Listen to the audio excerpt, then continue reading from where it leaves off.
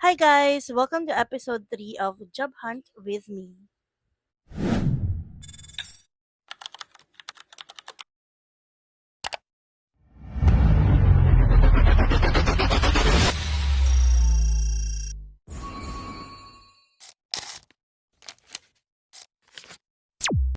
So once again, my name is Ron Oriente. I'm a career strategist and a coach. Hi guys, so let me update you with my job hunting. And katatapos ko lang talaga ng initial interview ko dun sa ina-applyan ko. So, actually, hindi ako confident na makukuha ako. Like, over 10 is the highest. Like, mga 4 lang yung confidence level ko throughout nung initial interview. So, let me tell you why. Well, that is because yung interview is composed siya ng mag-record ng video intro and then question and answer portion. So, for the video intro part, nagbigay sila sa akin ng script na inedit ko based on my experience, tools na na-handle ko before. So, pina-edit nila yun sa akin. Parang mayroon lang silang template or format sa video intro script. So, I edited it and then it turns out na parang super short niya because guys, akala ko talaga nung una is talagang parang short intro lang. Like short lang talaga as in. Like few seconds lang tatagal, ganun. Yung pala video intro na magtatagal ng 1 to 2 minutes or less, ganyan.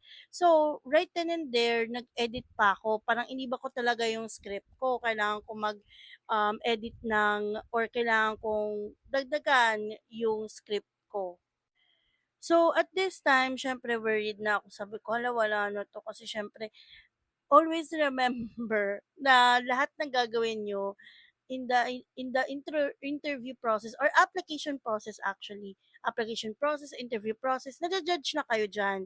So even sa resume, kasi sabi ko din sa mga coaches ko na check your resume, dapat yung format, dapat yung mga font style, font size, kanyan. Pantay-pantay sila kasi doon pa lang na judge ka na lalo na of course, we're applying as a virtual assistant, yung gagawin natin na work is ganun din. Like, di ba, mag-check ka ng mga documents, admin tasks. So, ganun yung mga gagawin mo. So, kung sa resume mo pa lang, yung gulo-gulo na, hindi na pantay yung format, hindi na pantay yung font style, font size, di ba? So, parang, ano din yun, factor din yun. And same din with the interview process. Pagka late ka sa interview mo, pagka ano ka sa interview mo, whatever it is na parang negative. So, yun din yung isipin nila na work ethics mo. So, yun na nga, natapos na kami sa video intro and the next is question and answer portion na. And to tell you guys, hindi ako masyadong confident sa mga answers ko, ewan ko ba. Yung iba naman, okay, pero yung iba, parang so-so lang talaga, naiinis ako sa sarili ko, bakit ganun, bakit so parang hindi ako satisfied talaga sa mga binigay kong answers. Tapos one more thing, biglang nagising ang batang ito. Yan, umiiyak. Buti na lang guys, actually tinuruan ko siya na tuwing nasa workstation ako, tuwing makikita niya na may kausap ako, nagsasalita ako or basta nandun ako, quiet lang siya, bubulong lang siya. So at that time, nagamit ko yung tinuro ko sa kanya na ganun. Kasi at that time, umiiyak siya, di ba? Tapos nag-sign lang ako sa kanya yung wait, yung ganyan. Kumanon lang ako, gumanyan ako. So ayun, tumigil siya. And then she waited patiently, o 'di ba? Buti na lang din talaga.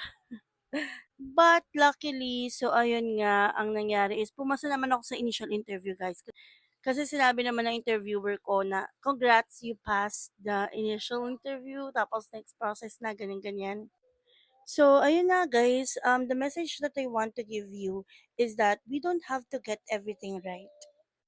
And guys, it's very normal to have misses, to have flaws, but every day we should aim to be better. And as a career strategist, I don't want you to dwell on the past, 'di ba? So nakuha man ako or hindi, tapos na 'yon. 'di ba? Nalipasan na. So, the next thing that you need to do is to move forward and learn from it. And last piece of advice, guys, is to practice and practice and practice.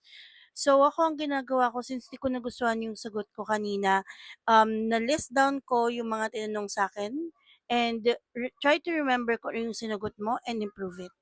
Yun lang. Bye for now.